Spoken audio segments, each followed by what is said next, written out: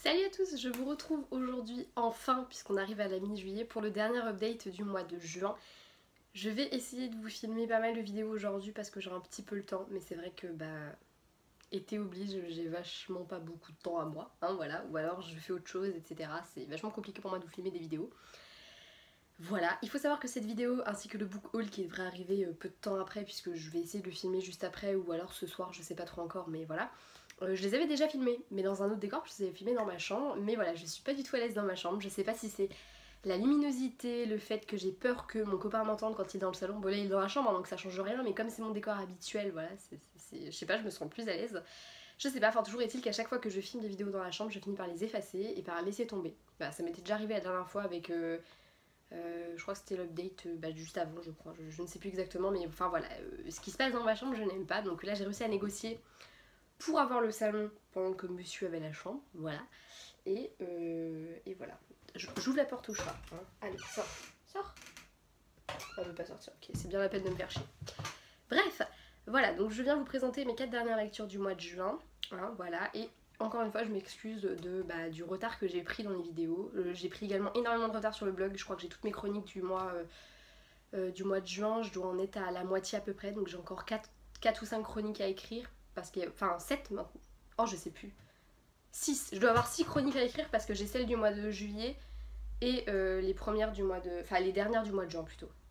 Quelque chose comme ça. Bref, voilà. J'ai le book haul, le bilan lecture qu'il faut que je filme juste après.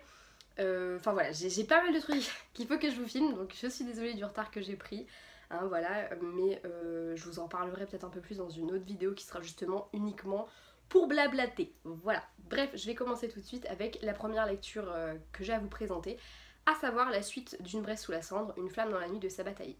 Je ne l'ai plus avec moi puisque je l'ai rendu à la bibliothèque, je l'avais emprunté là-bas, j'ai attendu pendant X temps avant d'avoir ce tome-là. Et quand je l'ai eu dans mes mains, j'avoue qu'il n'a quand même pas fait long feu. Et encore, je l'ai pas commencé tout de suite parce que j'avais d'autres lectures en cours. Et j'avais envie de faire durer surtout ce bouquin. Du coup, je l'ai pas commencé tout de suite, mais une fois que je l'ai commencé, je l'ai fini quand même assez rapidement. Je vais pas me prendre la tête à essayer de vous résumer encore une fois cette saga. Voilà, parce que c'est compliqué à résumer, que je m'étais un peu pris la tête à le faire pour l'update de Une Braise sous la cendre. Du coup, si ça vous intéresse, je vous invite à aller voir mon avis sur Une Braise sous la cendre et le résumé que j'en ai fait. Sinon, je vous invite à mettre pause sur la vidéo, aller lire un résumé en ligne, et puis voilà, hein, tout simplement. Et moi, je vais juste vous donner mon avis sur le tome 2. Un tome 2 que j'ai adoré. J'avais eu un énorme coup de cœur pour le premier tome, qui avait vraiment été une super découverte. Franchement, j'avais adoré, mais de A à Z, cette saga, enfin ce premier tome. Que ce soit les personnages, l'intrigue, l'univers, tout ça. J'avais trouvé ça juste parfait. Enfin, franchement, voilà, rien à redire. Et le tome 2, il s'inscrit vraiment dans la lignée du tome 1. Je trouve que... Enfin, ils sont indissociables l'un de l'autre et en même temps, ils se complètent tellement, ils sont tellement mais parfaits. Cette saga est parfaite, elle est vraiment géniale. Honnêtement, si vous ne l'avez pas encore lue, lisez-la parce qu'elle est vraiment bien, elle est vraiment géniale. C'est vraiment pas le genre de bouquin à la base pour lesquels j'ai des coups de cœur à ce point, mais là pour le coup, franchement, ouais, à 100 000%. C'est une saga de fantasy young adulte qui est vraiment, vraiment parfaite et que je peux que vous conseiller. Voilà, je voyais l'autre jour dans une story Instagram, c'est Luna Bookaddict, je crois, si je dis pas de bêtises, qui est une grande fanatique de la saga. Je pense que sur Bookstagram elle est en particulier connue pour ça, qui remercie Pocket Jeunesse d'avoir traduit ce bouquin, et je les remercie aussi, mais un truc de fou parce que franchement, c'était quelque chose qui me manquait vraiment dans ma vie de lectrice. Ce tome 2, je l'ai adoré, pourquoi? Déjà parce que il est génial, mais pour expliquer un peu ça, déjà je trouve que en fait on est directement plongé dans l'action puisque le premier chapitre de ce tome 2 démarre juste à la suite du dernier chapitre du tome 1. On est vraiment directement dans l'intrigue et on est directement dans l'action surtout. Parce que dès le début, on a 10 000 choses qui se passent en même temps. Attends, mes coups bougent. On a 10 000 choses qui se passent en même temps, on est directement propulsé dans cette intrigue et on a vraiment pas le temps de prendre 2 secondes pour, pour se dire oh, on est à tel endroit, nanana. On est directement dans l'action et je trouve que ça aide vachement à reprendre après le tome 1. Parce que c'est vrai que du coup, à la base, moi quand j'ai lu le tome 1, j'avais envie de lire le tome 2 aussitôt. Et je trouve que du coup, même en passant de l'un à l'autre, on n'est pas du tout dépaysé. Et du coup, il y a eu un peu de temps entre les deux avant que je les lise. Du coup, j'avais peur de pas réussir à retomber dans l'univers directement. Mais là, le fait on est directement pris dedans et hop, on n'a pas le choix, faut qu'on suive le train parce que sinon, il va pas s'arrêter pour nous attendre. Et je trouve ça juste génial parce que du coup bah personnellement en fait directement t'es dedans, donc bah hop tu reprends comme c'était. Et en même temps il y a pas mal de rappels quand même de ce qui s'est passé dans les tomes précédents, donc, enfin dans le tome précédent plutôt. Et du coup voilà, on n'est pas perdu pour autant, on suit le train, on est bien dedans quoi. Enfin franchement y a rien à redire, je me suis vraiment directement plongée dedans. En plus de ça, cette fois-ci la narration est à 3 voix. Dans le premier tome, on suit Laïa et Elias qui sont donc nos deux héros et du coup on a un chapitre à la voix d'Elias et un chapitre à la voix de Laïa. Ça permet de couvrir toute l'histoire à ce moment-là puisque bah, forcément Elias lui vit son histoire de son côté, Laïa de son côté et on voit que les deux destins se croisent et vont se réunir petit à petit. Et surtout on voit que à travers deux destins bien particuliers et totalement à part qui n'ont rien à voir, on a vraiment un truc plus grand qui se met en place petit à petit et qui concerne tout le monde dans le monde, comme dirait numéro bis dans Mission Cléopâtre. Voilà, vive les références, mais voilà, on a vraiment tout, voilà, le monde en lui-même, on voit qu'il y a quelque chose qui va se passer derrière tout ça, et j'ai vraiment trouvé ça hyper intéressant. Et dans le tome 2, dans le tome 2, il y a 3 voix, voilà. Et la troisième voix, c'est celle d'Hélène. Donc Hélène qui est la meilleure amie d'Elias. Et du coup, bah, ça permet de couvrir encore une fois toute l'histoire, puisque cette fois-ci, Laïa et Elias sont une grande partie du roman quand même au même endroit, à vivre les mêmes choses ou presque, parce que des fois ils sont séparés, etc. Mais voilà. Et du coup, le personnage d'Hélène permet de couvrir tout le reste, et permet surtout de découvrir un peu plus ce personnage-là. Et c'est un personnage que je trouve fascinant. Dans le tome 1 je l'aimais beaucoup, mais en même temps il y avait des choses qui me dérangeaient chez elle et qui faisaient que des fois j'avais quand même envie de lui foutre 2-3 baffes quoi. Mais du coup dans le tome 2 je trouve qu'on apprend vraiment à la connaître et à la comprendre surtout, et j'ai vraiment apprécié ça parce que du coup ça m'a vraiment fait complètement redécouvrir ce personnage et du coup bah ça m'a d'autant plus plu. Et en plus de ça, comme elle vit des choses complètement différentes de Laïa et Elias et en même temps qui, encore une fois, c'est des destins qui se croisent tout le temps, bah du coup c'était hyper intéressant parce que ça permettait encore une fois de voir les choses en globalité. Et d'un côté il y a Laïa et Elias qui voient certaines choses qui se passent et qui ont un dessin plus grand, et elle de son côté elle en voit d'autres, et quand on croise les trucs entre eux on se dit ah ouais mais en fait ça c'est ça, et enfin voilà. Et c'est juste génial je trouve cette manière que l'auteur a de faire s'entrecroiser des destins et de permettre que tel truc nous amène à penser que tel truc qu'on voit qui est à l'autre bout du royaume, bah en fait c'est peut-être lié tous les deux entre eux quoi. Et je trouve ça juste génial. Je trouve que les personnages sont top, que les liens entre eux sont top. Le lien entre, que ce soit entre Laïa, Elias, Hélène, Hélène, Laïa, Hélène, Elias, voilà, c'est juste top. On a d'autres personnages qu'on découvre dans ce tome-là, notamment un des hommes d'Hélène. J'ai complètement oublié son nom, mais qui est envoyé par la commandante en gros. J'ai vraiment apprécié ce personnage.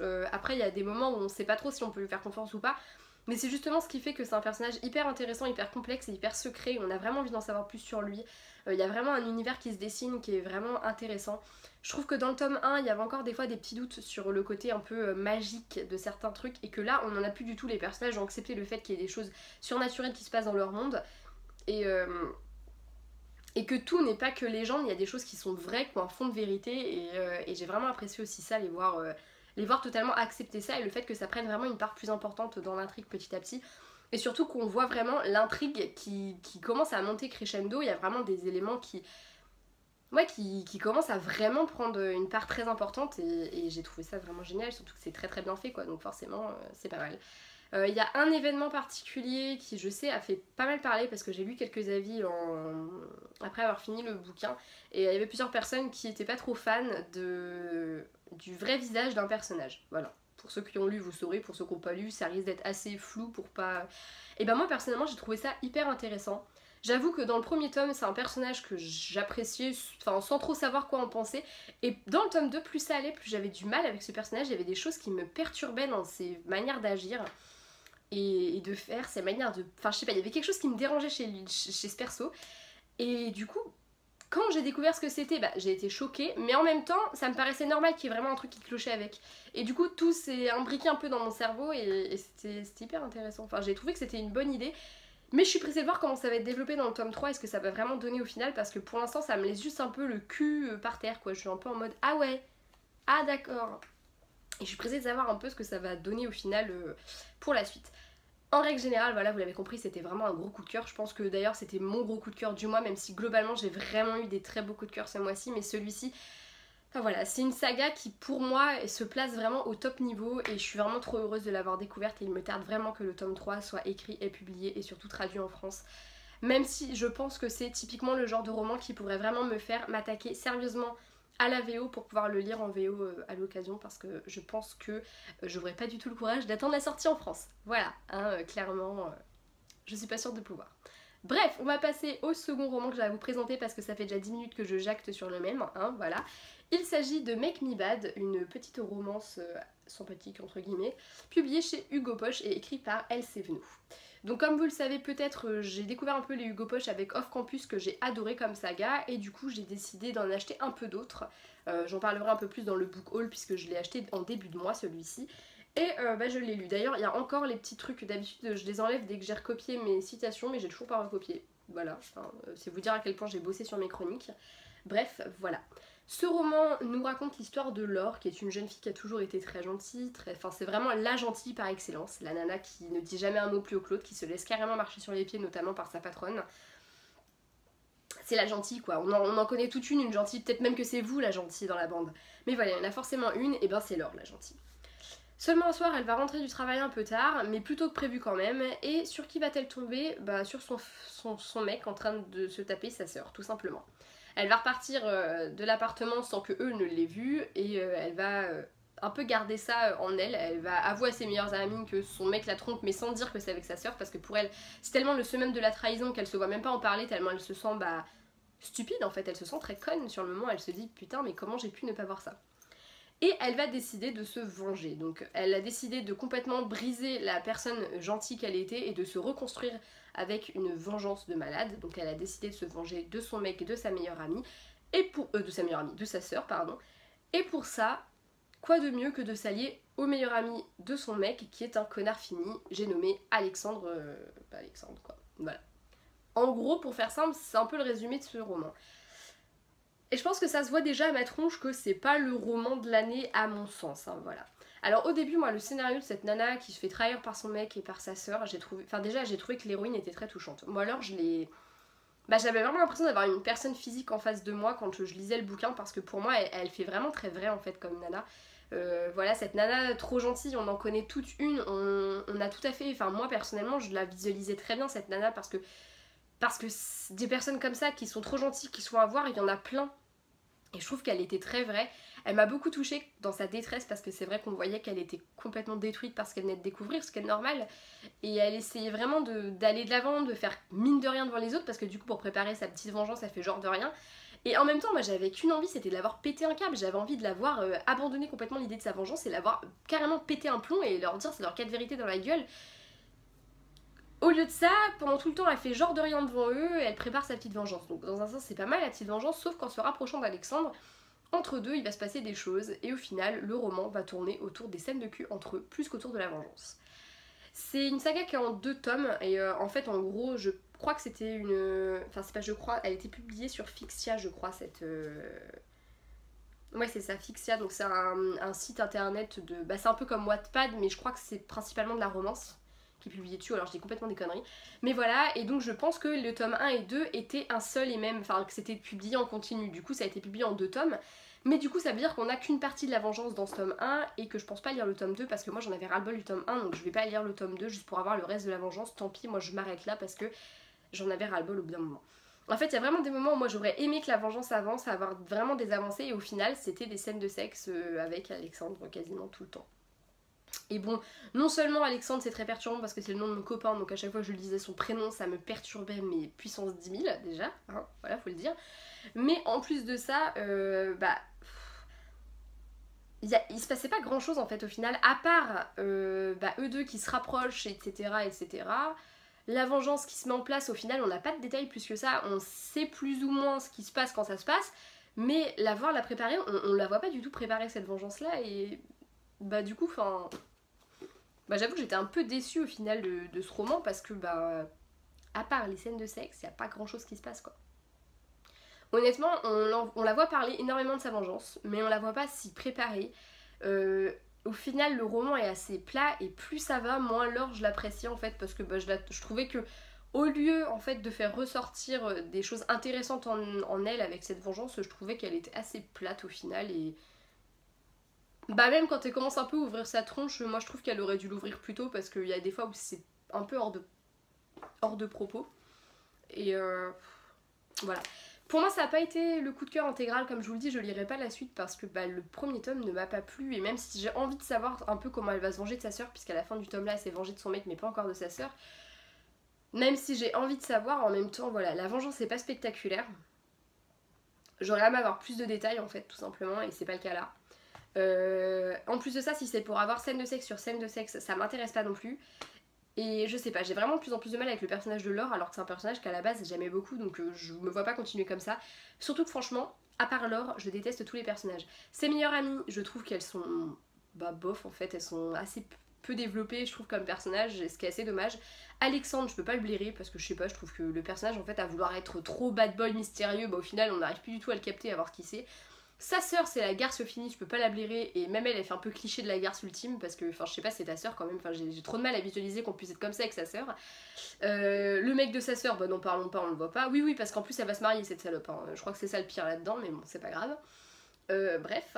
Les parents, je peux pas les voir non plus, parce que, enfin, surtout la mère d'ailleurs, je trouve que, enfin, je sais pas, elle tient des propos des fois, mais elle me tue, j'avais envie de foutre des pains dans la tête, elle aussi. En fait, ouais, tout le monde, j'ai envie de baffer tout le monde. Le mec de Laure, n'en parlons pas, lui c'est vraiment le. Oh, mais alors lui. Mais je crois que lui c'est le pire, mais lui, mais je l'ai en face des yeux, mais je le tue, je sais pas ce que je lui fais à ce mec, mais.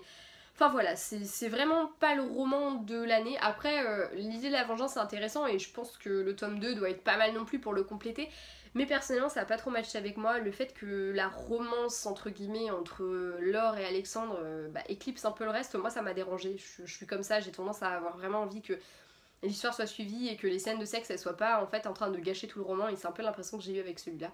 Donc tant pis, ce sera pas pour moi, c'est dommage parce que rien que la couverture j'aime bien, donc j'aurais bien aimé avoir le 2 dans ma bibliothèque juste parce que la couverture est jolie. Mais du coup non, ça fonctionnera pas pour moi, donc je m'arrêterai à ce tome 1. Mais en tout cas, si vous lisez le tome 2, n'hésitez pas à juste venir me raconter comment il se venge de sa sœur, etc., ce qui se passe dedans, parce que ma curiosité fait que ça m'intéresse un petit peu quand même. Voilà, quand même un petit peu quoi. Bref, je passe au troisième roman parce que j'ai l'impression que cette vidéo va durer vraiment très longtemps et je m'en excuse vraiment d'avance, hein. N'hésitez pas à zapper les moments qui vous intéressent pas, hein, franchement. Avec Jamais plus de Colleen Hoover, publié chez Hugo Roman, encore une fois dans la petite collection New Romance. Ce roman, j'avais envie de le lire bah, tout simplement depuis sa sortie, voire même avant quand j'en ai entendu un peu parler. Voilà, le résumé me tentait beaucoup, tout en fait. Enfin, je trouve que le roman en lui-même, le bouquin en lui-même en tant qu'objet me tentait. Et comme je l'ai eu à mon anniversaire, je vous le montrerai encore une fois dans le book haul que je filmerai sans doute après, je ne sais pas trop encore. Bref, j'avais super envie de lire ce bouquin et du coup dès que j'ai fini Make Me Bad, je l'ai attaqué. Et je l'ai lu assez vite quand même, même si j'avoue que j'avais pas forcément le temps au début, donc il a un peu traîné sur le début, mais en fait sur la fin je me suis enchaînée quasiment plus de la moitié, vraiment d'un coup, parce que c'est tout à fait le genre de roman qu'on n'arrive pas à lâcher. Dans ce roman, on découvre Lily, une jeune femme qui vient de perdre son père, qui a des rêves comment on appelle ça, elle voudrait devenir fleuriste, voilà, elle est passionnée par les fleurs, elle aimerait beaucoup devenir fleuriste. Elle vient de perdre son père qui battait sa mère, donc elle a passé son enfance à craindre cet homme. Et voilà, elle vient d'aller à son enterrement et du coup le soir, pour un peu se vider la tête, elle est allée se poster sur un toit dans un immeuble qu'elle ne connaît pas. Donc la meuf elle s'incruste dans un immeuble, elle se pose sur le toit et elle va rencontrer Ryle, un médecin avec qui elle va bien sympathiser, même s'ils n'ont pas du tout les mêmes attentes dans la vie. Ils vont mettre en place un petit jeu entre eux ce soir-là où en fait ils se disent des vérités toutes nues, donc des vérités vraiment vraies, brutes, et des vérités généralement qu'ils n'ont pas dit à d'autres personnes, et c'est quelque chose qui va vraiment être important pour leur relation à l'avenir. Puisqu'en effet, le temps passe, Lily est prête à lancer sa boutique de fleurs, et je crois qu'il y a 6 mois qui se passent entre leur première rencontre et la deuxième.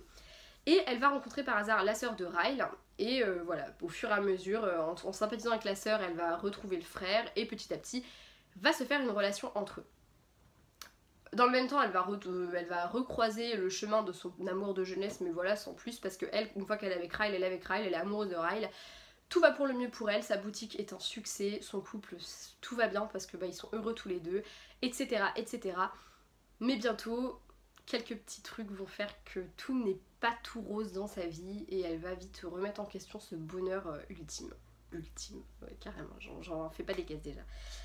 Je veux pas vous en dire plus parce que je trouve que la 4ème de couverture en dit un peu trop. En fait, il y a juste une phrase au-dessus du résumé, moi déjà, qui fait que j'ai tout de suite capté de quoi il va être question.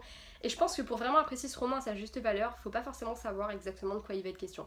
Donc je pense qu'en fait, rien que le titre en lui-même est assez équivoque comme ça. Et au fur et à mesure qu'on le lit, on se dit c'est peut-être ça qui va se passer, mais en même temps on veut pas y croire parce qu'il y a vraiment des choses qu'il faut... Enfin voilà, on veut pas y croire à tout ça. Ce que j'ai aimé dans ce roman, c'est que c'est vraiment le roman d'une vie en fait.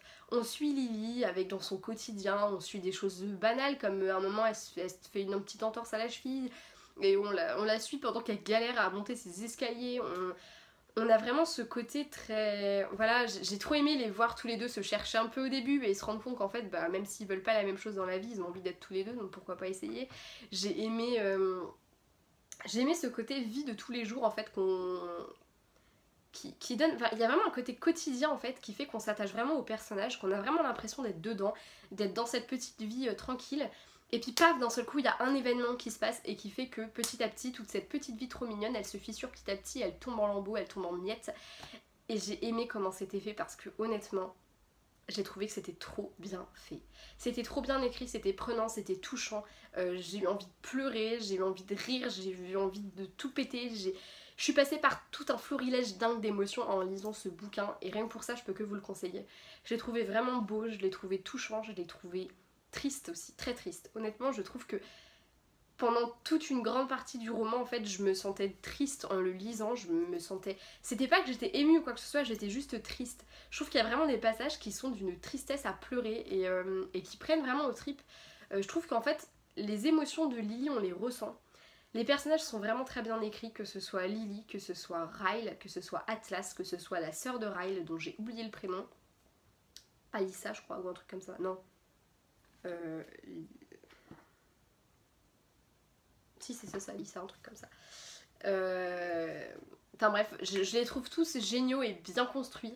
Il y en a qui sont là, on voit bien qu'ils sont là pour apporter la bonne humeur au roman et éviter qu'on sombre vraiment dans du drama profond. Et il y en a d'autres où on voit qu'ils sont juste là, histoire d'être là, parce que comme ça ils apportent un petit truc au roman. Enfin voilà, je trouve qu'ils ont tous leur place et ils ont tous leur fonction en fait dans le roman. Et surtout, je trouve que, on s'attache à eux tous, mais un truc de dingue. Enfin, personnellement, je me suis attachée à tous les personnages de ce roman. Et je me suis attachée au roman lui-même et à ce qu'il véhiculait comme message. J'ai adoré également la petite note de l'auteur à la fin qui m'a émue énormément. Je pense que ça m'a presque plus émue que certains passages du roman. J'ai trouvé ça très, très touchant et ça m'a beaucoup parlé. Pour X raisons, ça m'a beaucoup parlé. Et voilà, je ne peux que vous conseiller ce roman. Je veux pas trop en dire parce que je trouve que c'est vraiment un roman... Pour moi, il faut que vous le découvriez sans trop en savoir. Honnêtement, je vous conseillerais vraiment de ne même pas vous attarder sur la 4ème de couverture, de juste le prendre et de le lire. Voilà. Parce que je pense que c'est en le découvrant comme ça qu'on le savoure le mieux. Voilà, moi j'avais une vague idée de quoi il était question, ne serait-ce que parce que j'avais suivi un petit peu aussi, c'était la lecture de Laura, du compte Bookstagram qui était anciennement Update Lecture mais dont j'ai oublié le nom. J'étais regardée avant mais j'ai déjà réoublié. Bref, voilà, qui quand elle l'a lu dans ses stories Instagram, elle faisait suivre un petit peu son avancée dans la lecture et c'est elle qui m'a vraiment donné envie de le lire et qui fait que dès qu'il est sorti c'était un supplice de le voir et de pas l'acheter, mais je savais que j'allais l'avoir à mon anniversaire donc je me suis dit bon tu attends un petit peu, hein, voilà. Mais voilà, c'était vraiment le supplice de l'extrême de ne pas pouvoir le lire tout de suite. Je m'attendais du coup un petit peu à de quoi il allait être question. Mais quand même, ça n'empêche pas qu'il y a des passages qui sont... qui font quand même quelque chose vraiment, même si on sait plus ou moins ce qui va se passer dans ce roman.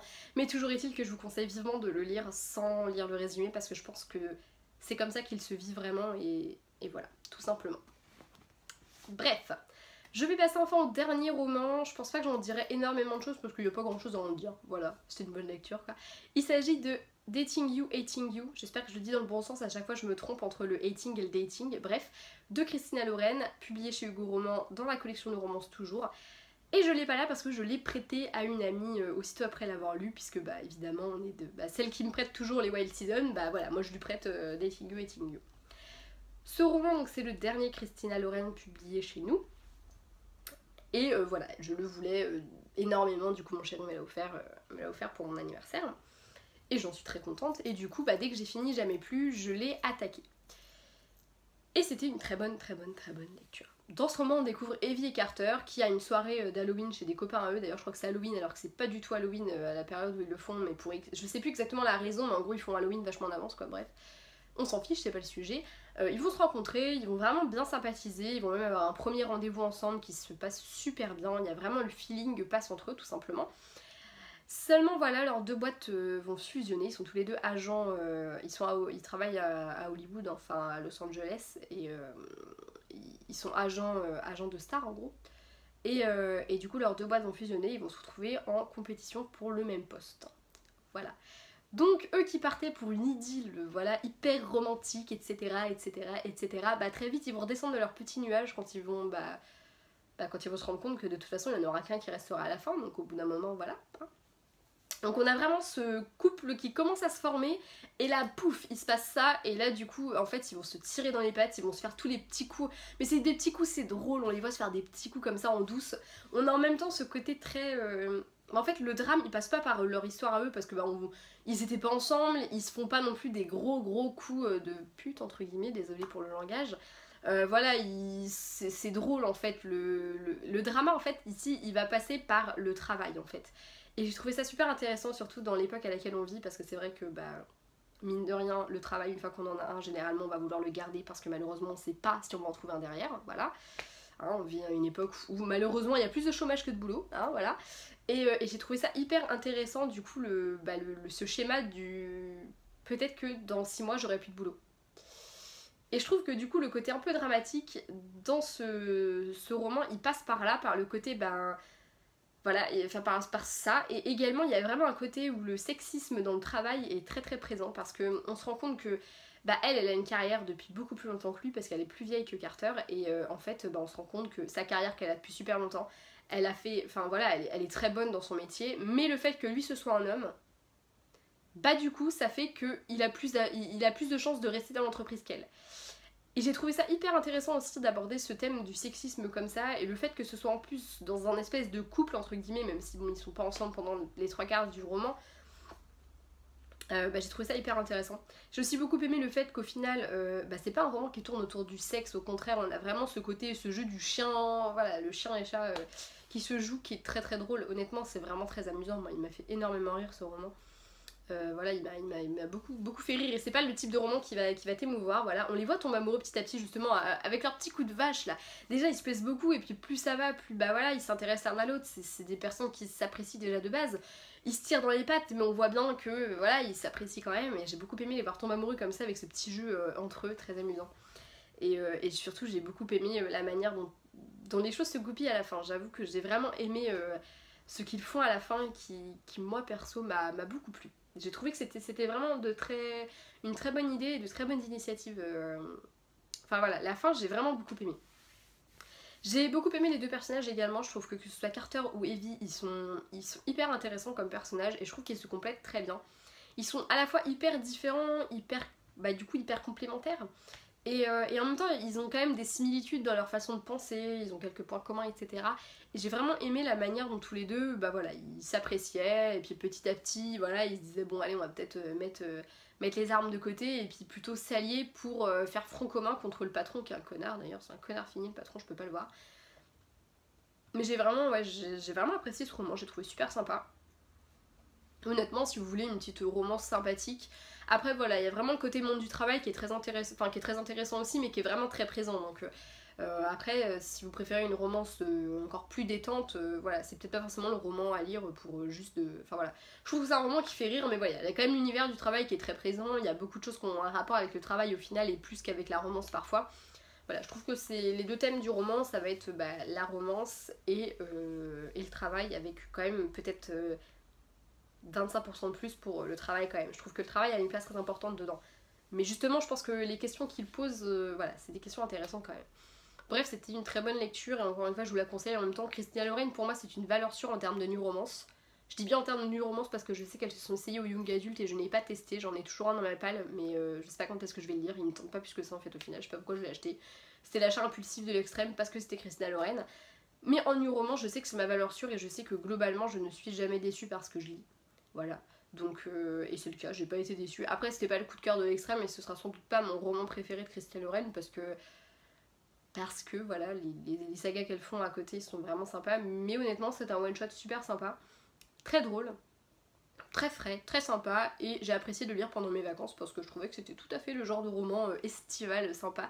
Et en plus il se lit vraiment très vite parce qu'on a envie de savoir un peu comment ça va se goupiller, et surtout on est tellement attaché au personnage qu'on a du mal à les quitter.